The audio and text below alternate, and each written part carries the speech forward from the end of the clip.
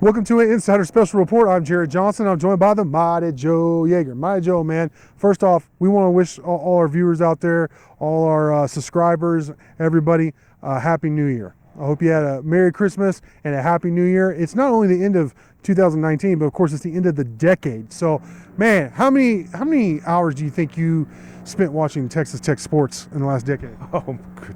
I wouldn't know how to begin to calculate that. I don't know. What would you say for you? Well, I haven't been covering Tech math. I haven't been covering Tech as long as you have. So the last 6 years I covered Tech, but you've been covering the whole decade. So let's skip the math and go right to the superlatives. I want to just point blank. Who was your favorite Tech athlete to watch this past decade? I'm going to go with Lawrence Odiase. Odiase, really? Yeah, that's right. That's right, because he's a throwback player, Okay. and I'm from the old school because I'm an old dude. He is. I mean, he was one of those guys that's just an old-fashioned post player, a grinder, a banger. I absolutely loved his toughness, his hustle. I mean, I have never seen a big man at Texas Tech go to the floor for loose balls as much as Lawrence Odiase did. Yeah. I mean, you're talking about not some shrimpy little 6-foot point guard hitting the deck. You're talking about a guy 6'8", 6'9", 245, 250, something like that.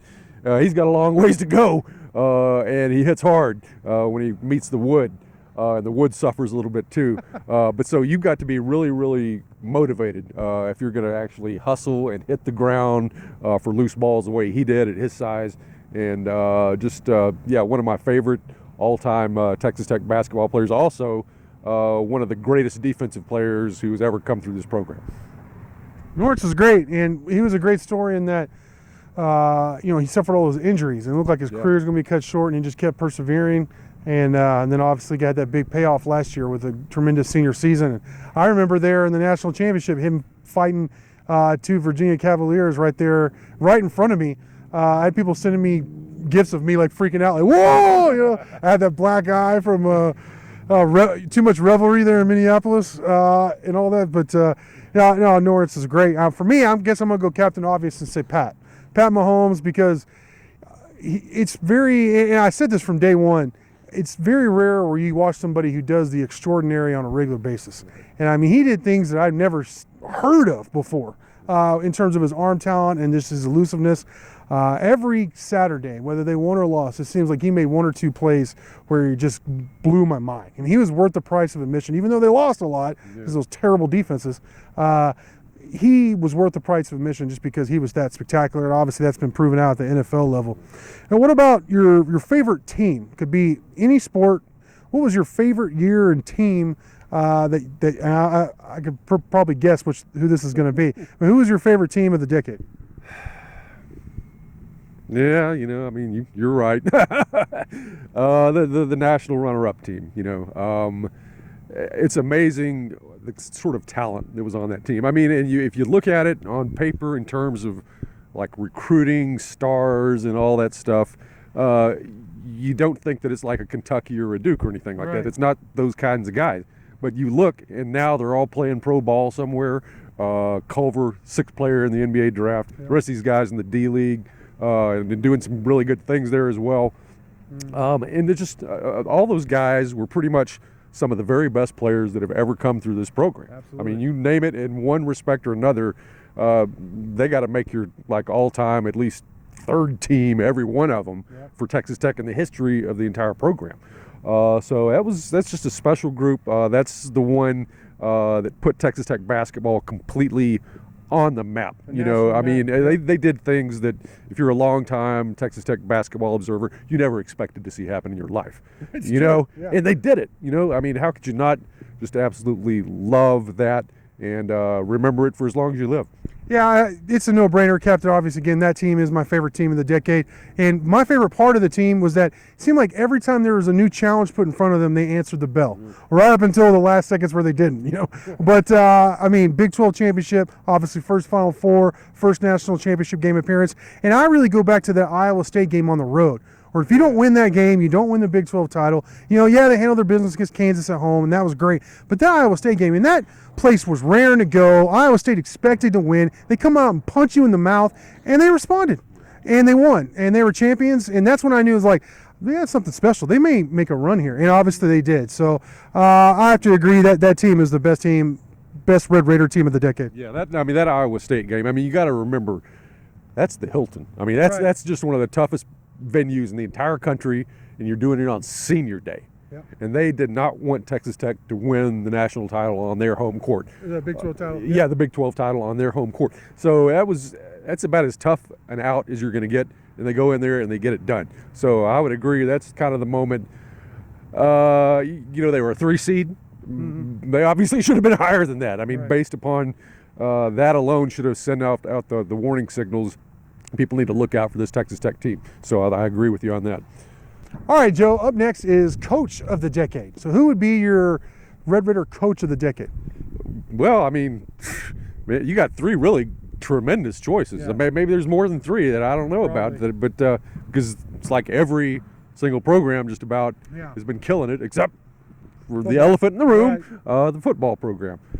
I think probably the 3 big guys that you have to look at are Beard, Tadlock, and Kitley. Choose one. I'm going to choose one. I'm going to put you on the spot. Who are you going to choose? Man, well, I'm just such a homer for the Tech basketball program. I can't go any other direction than Beard. I'm sorry. I mean, what Tadlock and Kitley accomplished is just unbelievable, and they're worthy choices totally. You can make a great case for both of those guys. Mm-hmm. The reason that I would go with Beard is because, in my opinion, the level of competition in college basketball is extremely high. It's a high-profile sport. It attracts the best of the best. Yeah. You know, you're in the Big 12, which is arguably has been over the last 5 years or so the best basketball conference in the Big 12. You knock off Kansas after they had 16 straight or however many it was, insane number of Big 12 titles. You're the team along with Kansas State that gets that done, which is just a huge thing there. And obviously you make it to the national title game and you're one defensive stop away from winning the whole thing. Yeah. So I mean, I'm making my case right there for Beard, and I'm sticking with it. Yeah, I mean, look, we could argue this left and right, but I don't think anyone's going to break you over the coals for choosing Chris Beard as Coach of the Decade. I'm going to say Tadlock, and it's because, look, 4 trips to the College World Series. I hear what you're saying. I'm a bigger basketball fan than a baseball fan. I think that's probably fairly obvious to those paying attention on the board. That being said, I still recognize, you know, the consistency in which they've been able to win, and I'm not ready to say that it's easier to get to the College World Series than it is the NCAA Sweet 16. Or Elite 8. I'm not ready to say that. I think they're both very difficult. I think getting to that point is a great accomplishment. What Tadlock has built here is nothing short of amazing. At least 2 Big 12 titles, if not 3 in the decade.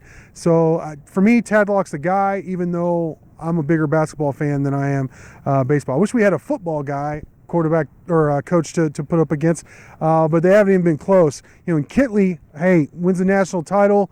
Obviously, his program's been nationally relevant and ranked for a lot of that decade. You can make a case for him. It's not one of the major sports, so that's kind of where I'm leaning in terms of it would be Tadlock and then Beard. And I think Beard, you know, if he had more time, he may be the guy for me. It's just he's only been here 4 years, and in those I guess 3+ years, he's been nothing short of amazing. But man, 4 trips to the College World Series is nothing to sneeze at. So, Joe, and finally, what is your favorite moment of the decade? Is there one moment that really stands? That's asking a lot. That's a lot of sports. But from 2010 to 2019, was there a great sports moment that really stands out in your head as the top? Yeah, I'd like to be able to go football because, I mean, there obviously were some great moments, but the problem is it was in the context of mediocrity, and no matter how great it was, it wasn't leading anywhere, Right. So the win at Oklahoma State a couple years ago was good. Yeah. The wins in Austin were awesome, but like you said. Yeah, and actually the win at Oklahoma when they upset them, where they were the number 2 or 3 in the country or something. Snapped their home game winning streak. Yeah, it came from out of nowhere. That was under Tuberville. I guess that was 2012, 11, something like that. So that was great. But with me, again, surprise, going basketball, and I'm going to go with, it depends on how you define a moment, but that Gonzaga game, that was, to me, it was just such a great game. I mean, and Gonzaga was such a great team. They were really good. I think they may have been underrated. I know. I went into that game thinking, these guys are probably overrated. And after seeing them, their size, length, athleticism, skill, all the above, this team may be the best team in the country. They may be the 2 best teams in the country. Yeah, a lot of people thought that. A lot of people thought that the Gonzaga, people still will look back. Duke. They were better than Duke. I saw both of them live. They were better than Duke. I believe it. And, there are people who think that Gonzaga was actually the best team in the country last year still. Yeah. Even though they didn't make it to the Final Four, they feel like it was just, they had maybe an off game or something, which I don't believe for a second. But there are people who I've seen them say that they think that Gonzaga was probably the best team in the country last year. Whatever. They were very, very, very, very good. Yeah. So it was going to take a supreme effort by Texas Tech. Of course, Matt Mooney, you had to have him, and lo and behold, he rises up and maybe plays the game of his life. You have Tariq Owens with that incredible block down there at the finish.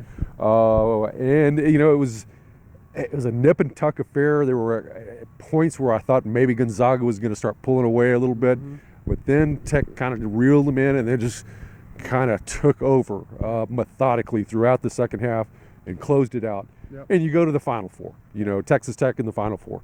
So that was just one of the greatest games I've ever seen. It was amazing. It really was. You did Elite Eight, so I'll do the Final Four. I would say, because that Elite Eight, when Beard held up the net, and it just really, and I was standing right there on the court and actually took a picture, thank God, with my camera, with my phone. It really hit home, and the confetti was falling. Like, Tech is going to the Final Four. That was a great moment. But I think my favorite moment was when Matt Mooney hit, it was very much like the Michael Jordan against the Trailblazers in the finals moment, where he hit his 3rd or 4th three and held his arms up, his palms up like this, and the crowd was going crazy. And I look over, and Tech fans were real. They're probably going to the national championship, and Tech fans were hugging and kissing and mugging and falling on the ground and screaming in happiness and joy. I've never seen the fan base so happy as that night. And we certainly joined in that revelry. So I gotta say that game where in that moment when Mooney hit that second or third 3-pointer of the game, and it looked like Tech was going to beat Michigan State. They're going to the national championship. That's probably my favorite moment there with Harold and Crabtree. Right. Yep. Sure. Can't argue with that at all.